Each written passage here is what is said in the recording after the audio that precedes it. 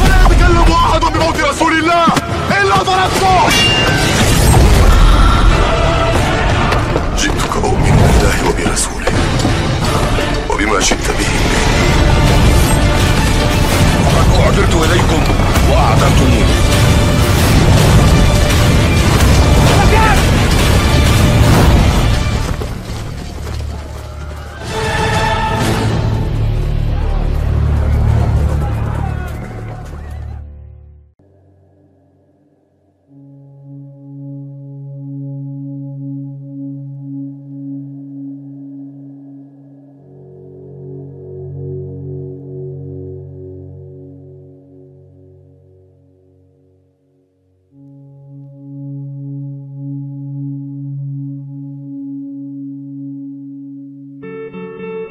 Misteri Gerbang Lut seringkali dikaitkan tidak hanya dengan sejarah masa lalu, tetapi juga dengan tanda-tanda akhir zaman menurut berbagai tradisi agama, khususnya Islam. Kisah Nabi Lut dan kehancuran kaumnya menjadi peringatan moral dan simbol kehancuran yang bisa terjadi di masa depan jika manusia mengulangi kesalahan yang sama. Berikut adalah tokoh dan peristiwa yang berkaitan dengan misteri Gerbang Lut dan kaitannya dengan akhir zaman. Tokoh yang berkaitan. 1. Nabi Lut, seorang nabi yang menjadi simbol perjuangan moral melawan penyimpangan sosial. Dalam konteks akhir zaman, kisah Lut menjadi pengingat bahwa Allah Subhanahu wa Ta'ala akan menurunkan azab bila suatu kaum terus-menerus melakukan dosa tanpa taubat. 2. Kaum Sodom and Gomora, kaum Nabi Lut. Mereka menjadi representasi kaum yang ditimpa azab karena kerusakan moral. Dalam banyak tafsir, kerusakan moral seperti ini akan kembali muncul secara masif menjelang akhir zaman. 3. Istri Nabi Lut, simbol dari orang-orang yang meskipun dekat dengan kebenaran, namun memilih jalan yang salah. Dalam akhir zaman, banyak yang akan terlihat baik secara luar, tetapi hatinya membangkang. Peristiwa yang berkaitan. Pertama, kehancuran kota Sodom dan Gomora. Pada suatu masa yang telah lama berlalu, di sebuah wilayah subur yang terletak di lembah Yordania dekat Laut Mati, berdirilah dua kota besar dan megah bernama Sodom dan Gomora. Kedua kota ini dikenal sebagai pusat kemakmuran, namun juga dikenal luas sebagai tempat berkumpulnya dosa-dosa manusia yang paling kelam. Penduduk kota Sodom dan Gomora hidup dalam kekayaan, kenyamanan, dan kemewahan. Tanah mereka subur, hasil pertanian melimpah, dan kehidupan mereka tampak sejahtera. Namun, di balik gemerlapnya kehidupan, tersembunyi kerusakan moral yang luar biasa, parah. Masyarakatnya tenggelam dalam berbagai bentuk penyimpangan, kekerasan, kezaliman, dan yang paling menonjol adalah perilaku homoseksual yang dilakukan secara terbuka dan terang-terangan tanpa rasa malu atau takut akan murka Tuhan. Melihat kebobrokan yang semakin menjadi-jadi, Allah Subhanahu wa Ta'ala mengutus seorang nabi mulia kepada mereka. Nabi Lut, seorang pria yang bijaksana, lurus akhlaknya, dan sangat mencintai kaumnya. Ia adalah keponakan dari Nabi Ibrahim dan ditugaskan oleh Allah Subhanahu wa Ta'ala untuk mengingatkan penduduk Sodom agar kembali ke jalan kebenaran. Hari demi hari, Nabi Lut menyeru kaumnya dengan penuh kesabaran. Ia memperingatkan mereka akan kemurkaan Allah Subhanahu wa Ta'ala jika mereka tidak segera bertobat. Ia ajak mereka untuk meninggalkan perbuatan nista dan kembali kepada fitrah kemanusiaan. Tapi, apa balasan dari kaumnya? Mereka justru mengejek, mencaci, dan mengancam akan mengusir Nabi Lut. Bagi mereka, seruan Lut adalah gangguan. Mereka tidak ingin mengubah cara hidup mereka dan bahkan menganggap perilaku mereka sebagai sesuatu yang biasa dan sah. Bahkan ketika dua malaikat yang menyamar sebagai tamu tampan datang mengunjungi Nabi Lut, kaum Sodom mendatangi rumahnya dengan niat buruk. Mereka berkerumun di depan pintu, meminta Nabi Lut untuk menyerahkan tamunya kepada mereka. Nabi Lut terkejut dan sangat marah, namun juga sedih. Ia menegur mereka, memohon agar mereka menjaga kehormatan dan tidak mempermalukan dirinya di hadapan tamu. Tapi mereka tetap bersikeras. Mereka telah buta hati. Saat itulah kedua tamu tersebut mengungkapkan jati diri mereka sebagai malaikat yang diutus Allah Subhanahu wa Ta'ala untuk membawa kabar kehancuran. Mereka memerintahkan Nabi Lut dan keluarganya untuk segera meninggalkan kota di malam hari dan tidak menoleh ke belakang. Hanya istrinya yang akan tertinggal karena ia termasuk orang-orang yang tidak beriman. Maka ketika fajar mulai menyingsing dan kabut pagi masih menyelimuti kota yang tenang, datanglah azab Allah Subhanahu wa Ta'ala yang begitu dahsyat. Langit yang biasanya biru kini berubah menjadi gelap kelam. Dari atas, hujan batu panas yang terbuat dari tanah terbakar jatuh beruntun menghantam bumi. Angin bertiup kencang, bumi berguncang hebat, dan seketika kota Sodom dan Gomora dibalikan, dihancurkan sampai ke akar-akarnya.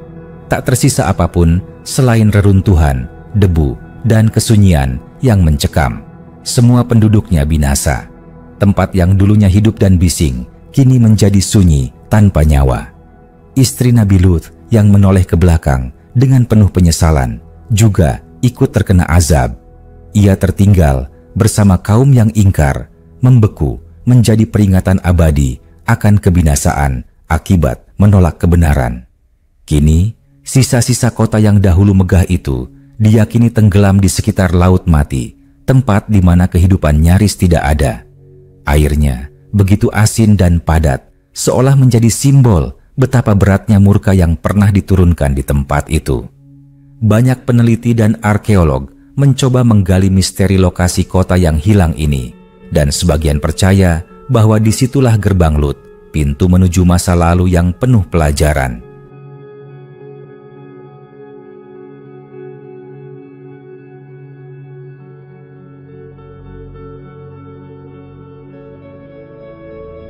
Kisah kehancuran Sodom dan Gomora tidak hanya tercatat dalam Al-Quran, tetapi juga dalam Taurat dan Injil. Ia menjadi peringatan sepanjang masa bahwa setiap bentuk penyimpangan dan penolakan terhadap seruan kebenaran akan berakhir dengan kehancuran yang nyata.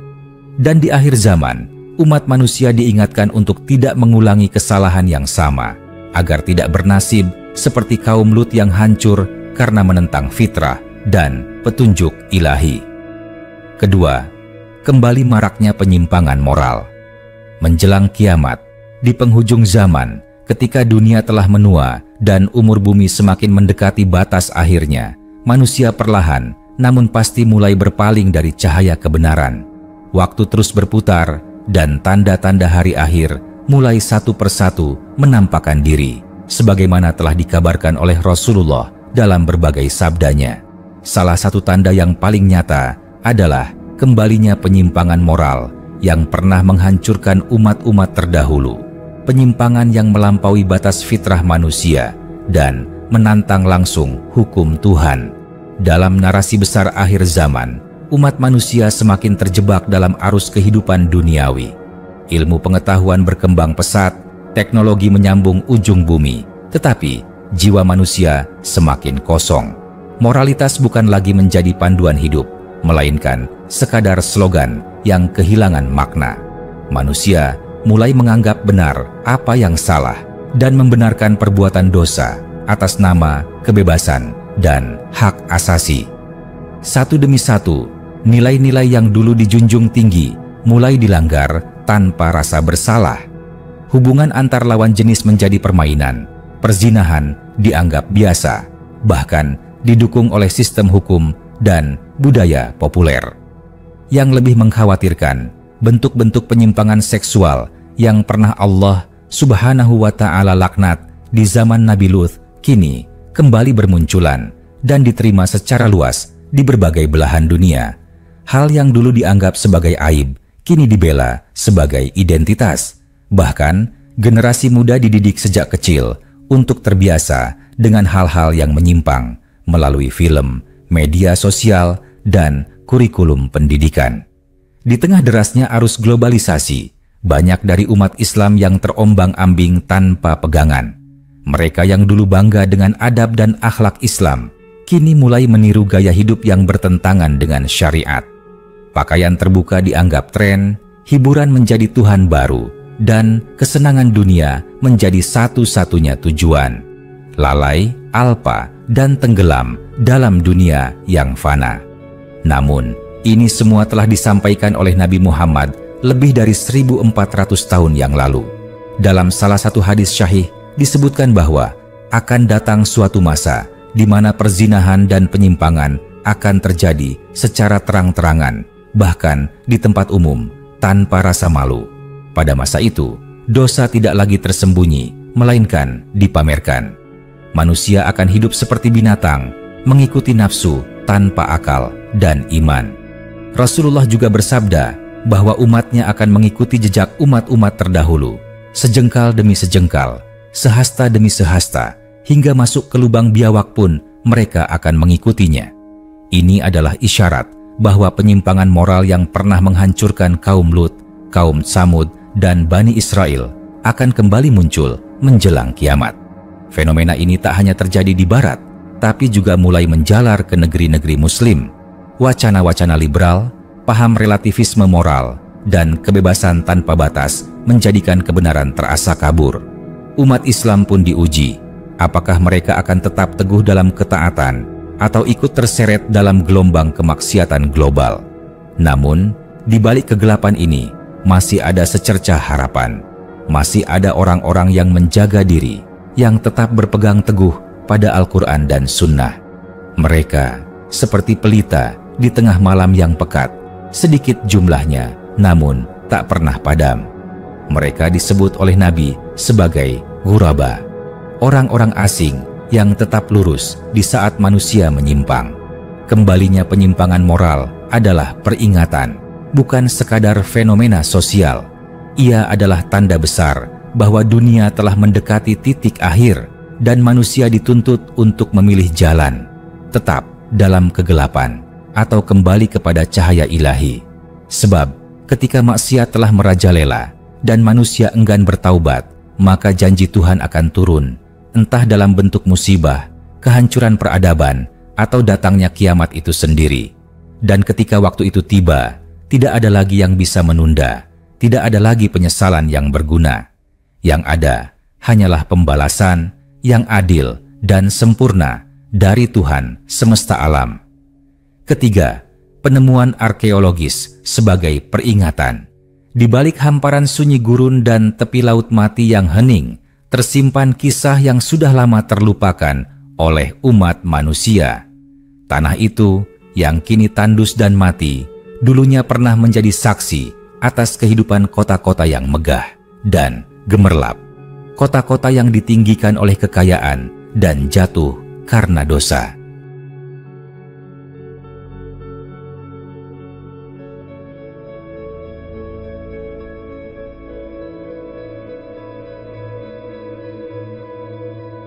Kini, ketika manusia mulai menggali masa lalu demi memuaskan rasa ingin tahunya, penemuan-penemuan arkeologis mulai menguak cerita lama yang telah tertulis dalam kitab-kitab suci, bukan sebagai dongeng, tetapi sebagai peringatan.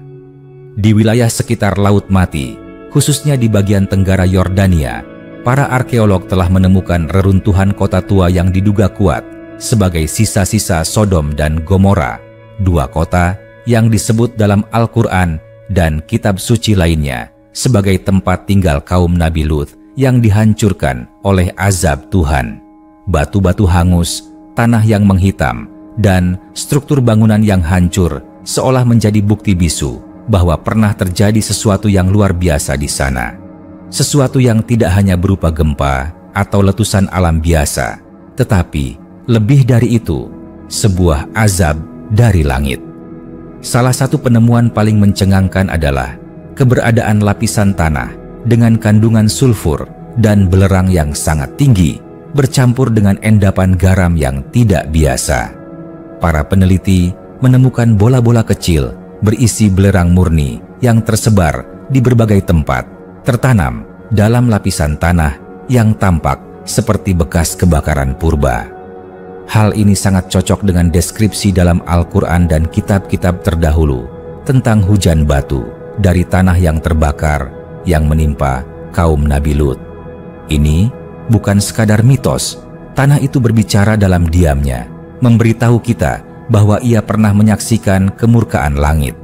Penelitian yang dilakukan oleh para ahli dari berbagai negara, termasuk ilmuwan dari Amerika, Yordania, dan Eropa, semakin menguatkan dugaan bahwa bencana yang menimpa kota tersebut bukanlah peristiwa biasa.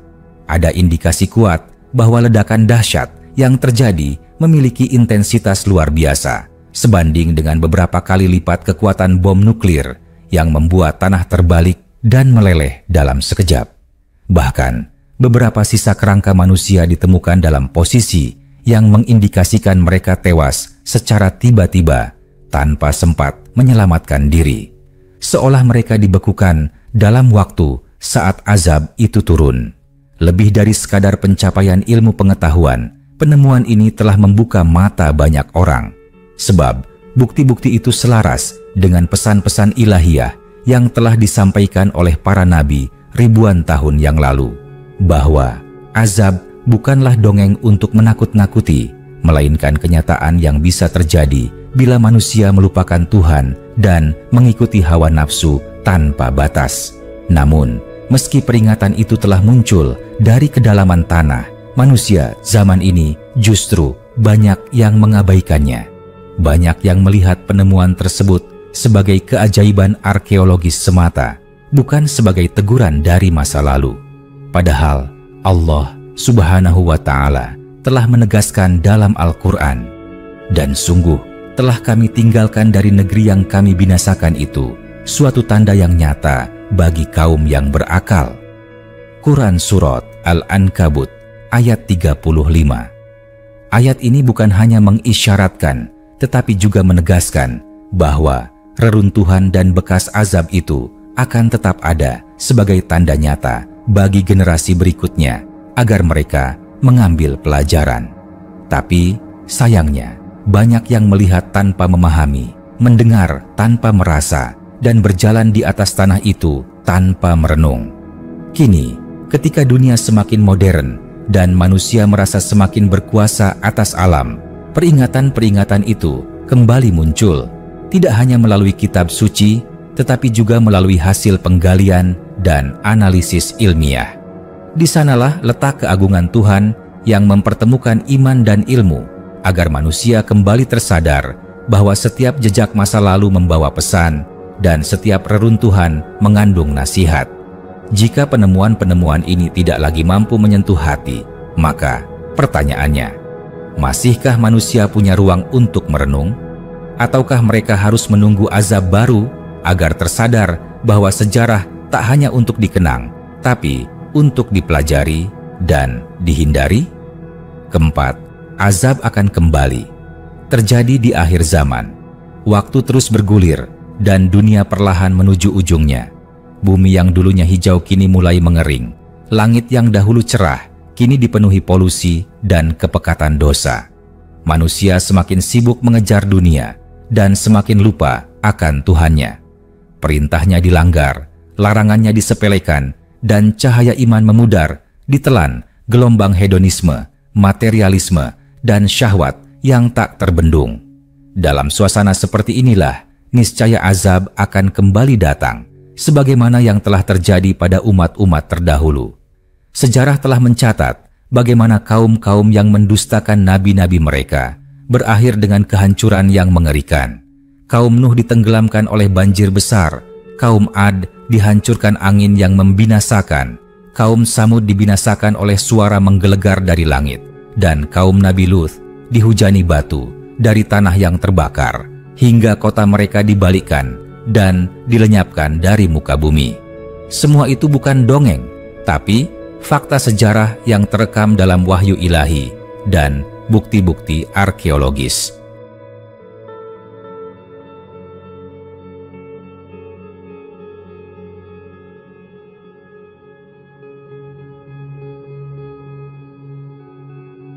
Rasulullah telah memperingatkan bahwa tanda-tanda akhir zaman akan diawali dengan kembali maraknya kemaksiatan, kemunafikan, dan kehancuran moral. Ketika zina dilakukan secara terang-terangan, ketika riba merajalela, ketika pemimpin diangkat dari kalangan fasik dan bodoh, ketika masjid hanya ramai fisiknya namun hampa dari ruh keimanan, maka bersiaplah karena saat itu bumi telah memanggil kembali hukuman Tuhan. Bukan tidak mungkin azab itu akan datang dalam bentuk yang lebih canggih, lebih cepat, dan lebih mematikan. Di masa modern ini, manusia telah menciptakan senjata pemusnah massal, mengacaukan keseimbangan alam, dan merusak bumi lebih parah dari kaum-kaum terdahulu. Apakah dengan semua ini manusia masih merasa aman dari murka Tuhan? Azab di akhir zaman bisa datang dalam banyak bentuk. Bisa berupa bencana alam besar-besaran, gempa bumi yang meruntuhkan kota dalam hitungan detik, banjir bandang yang menelan desa-desa, letusan gunung yang menutup langit dengan abu kelam. Bisa pula dalam bentuk wabah penyakit yang menyebar cepat, tak terlihat mata, namun menewaskan jutaan manusia. Bahkan bisa juga berupa konflik global, peperangan yang tak mengenal batas negara, atau kehancuran ekonomi yang memiskinkan umat manusia secara serentak. Semua itu adalah peringatan, namun sebagian besar manusia akan tetap lalai, sebagaimana kaum Nabi Nuh yang menertawakannya saat membangun bahtera, atau kaum Lut yang menyangka bahwa kota mereka terlalu kuat untuk dihancurkan. Begitulah sifat manusia, menolak percaya sampai kehancuran ada di depan mata. Allah Subhanahu wa Ta'ala berfirman, "Dan tidaklah Tuhanmu membinasakan negeri-negeri kecuali setelah Dia mengutus kepada ibu kota negeri itu seorang Rasul yang membacakan ayat-ayat Kami kepada mereka. Dan Kami tidak membinasakan negeri-negeri kecuali penduduknya orang-orang yang zalim." Quran Surat Al-Qasas ayat 59. Ayat ini menegaskan bahwa kehancuran adalah akibat kezaliman dan kedurhakaan manusia sendiri. Maka, jika dunia saat ini mulai runtuh secara moral, jangan heran bila kehancuran fisiknya hanya tinggal menunggu waktu. Namun, di tengah segala ancaman itu, masih ada peluang untuk bertobat, masih ada waktu untuk kembali. Sebab Allah Subhanahu wa Ta'ala Maha Pengampun, dan Dia tidak akan mengazab suatu kaum jika di antara mereka masih ada yang beristighfar. Inilah saatnya untuk memperbaiki diri, membentengi keluarga, dan memperkuat iman sebelum langit menurunkan murkanya lagi. Maka, wahai manusia, jangan tertipu oleh gemerlap dunia yang fana. Jangan terlena oleh kenikmatan sesaat yang menipu. Bumi ini pernah dihancurkan dan akan dihancurkan kembali jika manusia tak segera kembali ke jalannya. Azab bukanlah fiksi, ia nyata, ia telah terjadi, dan ia akan datang lagi di akhir zaman ketika manusia telah lupa bagaimana cara menangis kepada Tuhannya. Kelima, Dajjal dan gerbang Lut. Di akhir zaman, dunia akan berada di ambang kegelapan yang belum pernah disaksikan sebelumnya. Cahaya iman akan semakin redup dan manusia akan terpecah belah dalam fitnah, kekacauan, dan kebimbangan. Dalam suasana yang mencekam itu akan muncul satu sosok yang telah lama diperingatkan oleh para nabi, Al-Masih Ad-Dajjal, makhluk fitnah terbesar yang akan menguji keimanan manusia dengan tipu daya dan kekuatan yang luar biasa. Namun, di balik kemunculannya, banyak pertanda dan peristiwa yang menyertainya, termasuk misteri tempat-tempat yang terhubung secara simbolis dan spiritual. Salah satunya adalah gerbang Lut, wilayah yang menjadi saksi nyata akan kehancuran kaum durhaka. Nama Dajjal selalu disebut dengan penuh ketegangan. Ia bukan sekadar tokoh mitologis, tetapi sosok nyata yang akan muncul di akhir zaman, membawa ujian yang luar biasa berat. Dalam hadis-hadis sahih, Rasulullah menggambarkan Dajjal sebagai seorang laki-laki bermata satu dengan kemampuan luar biasa. Ia bisa menghidupkan yang mati, menurunkan hujan, dan menyuburkan bumi. Di tangannya ada surga dan neraka, namun surga yang ia tawarkan sejatinya adalah azab, dan neraka yang ia ancamkan sejatinya adalah keselamatan. Inilah puncak dari fitnah yang membolak-balikan kebenaran. Lalu, apa kaitannya dengan gerbang Lut? Gerbang Lut bukanlah tempat yang disebut secara eksplisit dalam nas-nas tentang Dajjal. Namun, jika kita telusuri secara mendalam, secara simbolik, gerbang Lut bisa dianggap sebagai titik peringatan, sebuah penanda sejarah tentang azab yang nyata, dan mungkin secara spiritual menjadi titik pemisah antara dunia yang sadar dan dunia yang lalai. Ia adalah gerbang menuju pemahaman bahwa Allah Subhanahu wa Ta'ala telah menghancurkan umat yang durhaka, dan bahwa siapapun yang mengulang kesalahan mereka akan mendapat nasib yang sama atau lebih buruk. Dajjal sebagai puncak fitnah akhir zaman datang bukan tanpa peringatan. Sejak dahulu, umat manusia telah diberi tanda-tanda.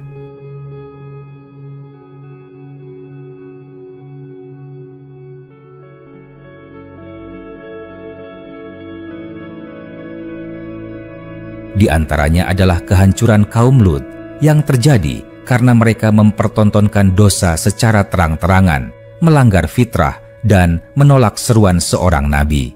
Ketika perilaku menyimpang itu kembali marak di akhir zaman, Rasulullah memperingatkan, itulah saat di mana fitnah Dajjal telah dekat. Maka gerbang Lut, wilayah yang diyakini sebagai sisa-sisa kehancuran itu, bukan sekadar reruntuhan sejarah, tapi cermin masa depan, tempat di mana umat hari ini bisa melihat refleksi kehancuran diri mereka. Ada sebagian ulama dan mufasir yang menafsirkan bahwa kemunculan Dajjal akan didahului oleh kerusakan moral global, di mana manusia lebih mencintai dunia daripada akhirat. Kebenaran diselewengkan, dan kaum yang dahulu dilaknat akan kembali diagung-agungkan. Bukankah ini sangat mirip dengan apa yang pernah terjadi di Sodom dan Gomora? Bukankah pola kehancuran itu akan berulang? Dalam satu riwayat disebutkan bahwa Dajjal akan muncul dari arah Khurasan dan ia akan berjalan melintasi dunia. Namun yang menarik adalah saat Dajjal berada di suatu wilayah yang penuh dosa, maka ia akan dengan mudah menguasainya. Dan ketika Dajjal hadir di tengah masyarakat yang telah kehilangan keimanannya, mereka akan menyembahnya karena mereka telah terbiasa hidup dalam kebohongan dan penyimpangan. Disinilah letak pesan dari gerbang Lut, bahwa umat yang tidak belajar dari masa lalu akan menjadi korban di masa depan. Gerbang Lut dengan segala misterinya seakan menjadi semacam penanda bahwa Allah Subhanahu wa Ta'ala tidak segan-segan menghancurkan satu bangsa bila mereka menolak kebenaran. Maka, jika dunia hari ini kembali membuka gerbang itu, membuka jalan menuju kemaksiatan yang dulu pernah dihancurkan, mungkinkah kita sedang mengundang Dajjal untuk datang lebih cepat? Maka, waspadalah. Dajjal bukan hanya makhluk bermata satu, tetapi juga simbol dari dunia yang kehilangan nurani. Dan gerbang Lut bukan hanya reruntuhan kota, melainkan peringatan abadi dari langit. Kita hidup di zaman di mana jejak Dajjal mulai terasa, dan kita berdiri di depan pintu yang dulu telah membawa satu kaum kepada kehancuran. Jika kita tak hati-hati, kita akan masuk ke gerbang yang sama dan menghadapi akhir yang serupa. Gerbang Lut sering digunakan secara simbolis untuk menggambarkan titik masuk ke masa kehancuran moral dan sosial. Dalam konteks akhir zaman, ini bisa diartikan sebagai fase kritis di mana umat manusia berada di ambang kehancuran spiritual. Kalau kamu tertarik, aku bisa bantu cari hadis dan tafsir yang lebih spesifik tentang kaitan kaum Lut dan tanda-tanda kiamat. Di tepian laut mati yang sunyi, terhampar tanah yang pernah menjadi saksi bisu akan kemurkaan Tuhan. Di sanalah, menurut banyak riwayat dan temuan arkeologis, berdiri kota-kota yang dahulu megah. Sodom dan Gomora, tempat tinggal kaum Nabi Lut yang hidup dalam kemewahan namun tenggelam dalam lautan dosa. Hari ini, wilayah yang disebut sebagai gerbang Lut bukan hanya lokasi geografis atau peninggalan sejarah. Ia adalah tanda kekuasaan Allah Subhanahu wa Ta'ala, peringatan nyata dan cermin masa depan bagi siapapun yang ingin merenung. Bagi kaum muslim, mengambil pelajaran dari gerbang Lut bukan sekadar mengenang azab masa lalu, melainkan menggali hikmah yang dalam untuk keselamatan hidup di dunia dan akhirat. Allah Subhanahu wa Ta'ala tidak menceritakan kisah kaum terdahulu dalam Al-Quran sekadar sebagai cerita, tetapi sebagai peringatan dan petunjuk agar umat ini tidak jatuh ke dalam lubang yang sama. Maka, gerbang Lut adalah pelajaran besar yang harus direnungi oleh setiap hati yang masih hidup. Tujuan dari mengambil pelajaran ini adalah untuk menjaga akidah, akhlak, dan peradaban umat. Kaum Nabi Lut dihancurkan bukan karena mereka tidak berilmu, bukan karena mereka miskin atau lemah, tetapi karena mereka menolak kebenaran, menghalalkan yang haram, dan menyebarluaskan penyimpangan dengan bangga. Bukankah kondisi seperti ini mulai tampak hari ini, ketika maksiat dianggap biasa dan perbuatan menyimpang dibela dengan dalih hak asasi? Kaum muslim hari ini harus menjadikan gerbang Lut sebagai cermin untuk mengevaluasi diri. Sudahkah kita menjaga keluarga dari kerusakan moral? Sudahkah kita menyeru kepada yang ma'ruf dan mencegah yang mungkar? Ataukah kita justru diam, bahkan ikut mendukung gaya hidup yang Allah Subhanahu wa Ta'ala murkai? Gerbang Lut juga mengajarkan tentang pentingnya membela kebenaran meski sendirian. Nabi Lut tidak pernah lelah menyeru kaumnya, meski ditolak, diancam, dan dicemooh. Ia tetap teguh karena tahu bahwa kebenaran tak diukur oleh jumlah pengikut, tetapi oleh ketaatan kepada perintah Allah Subhanahu wa Ta'ala. Inilah pelajaran penting bagi kaum muslim di akhir zaman, bahwa menjadi asing di tengah gelombang maksiat adalah bagian dari jalan kebenaran.